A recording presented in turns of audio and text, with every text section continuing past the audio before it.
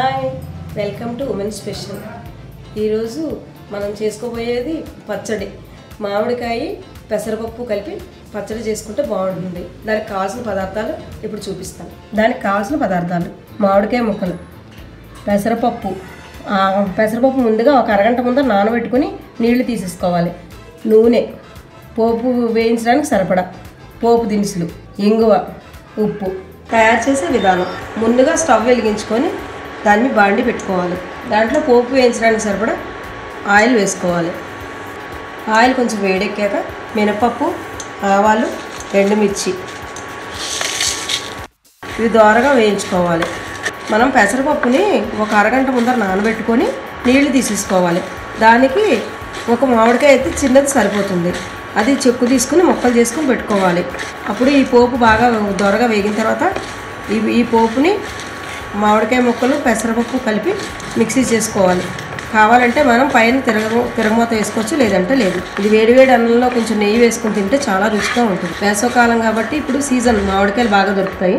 మినపప్పు ఎర్రగా వేగింది. అప్పుడు ఇంగువ కూడా యాడ్ చేసుకోవాలి. ఒక చిటికెడు ఇంగువ.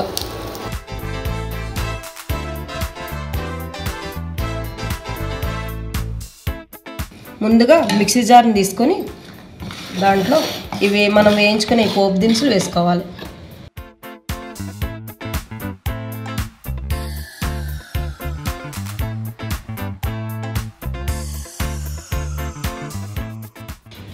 కొంచెం తాలింపు దినుసులు దీంట్లో ఉంచుకుంటే ఆఖరిని పచ్చడి అయిపోయిన తర్వాత కలపడానికి బాగుంటాయి.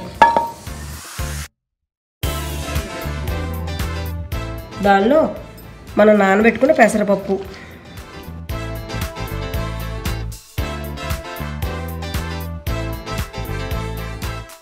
మామిడికాయ ముక్కలు,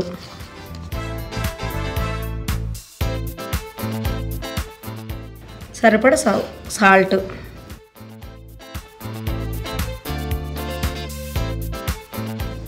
ఇవన్నీ వేసుకుని దీనిలో కొద్దిగా పసుపు కూడా యాడ్ చేసుకోవాలి. ఎందుకంటే పసుపు ఆయుర్దాయం పెంచుతుందని చెప్తూ ఉంటారు. ఏ వంట చేసినా మనం పసుపు కంపల్సరీ వేసుకోవాలి.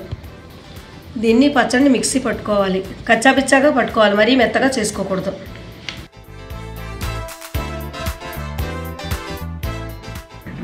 ఈ మామిడికాయ పెసరపప్పు మరీ మెత్తగా చేయకూడదు, కచ్చాపిచ్చాగా చేసుకోవాలి. ఇది వేడివేడి అన్నంలో నెయ్యి వేసుకుని కలుపుకుని తింటే చాలా రుచిగా ఉంటుంది. ఈ మామిడికాయ పచ్చడి సిద్ధమైపోయింది. దీన్ని ఇప్పుడు బౌల్లోకి తీసుకొని దాని మీద ఇందాక మనం ఉంచిన పోపు గింజలు వేసుకోవాలి. ఎంతో రుచికరమైన మామిడికాయ పెసరపప్పు పచ్చడి ready. Please subscribe women special. ఇలాంటి మరెన్నో ఇంట్రెస్టింగ్ వీడియోస్ కోసం తప్పకుండా మా ఛానల్ని సబ్స్క్రైబ్ చేయండి.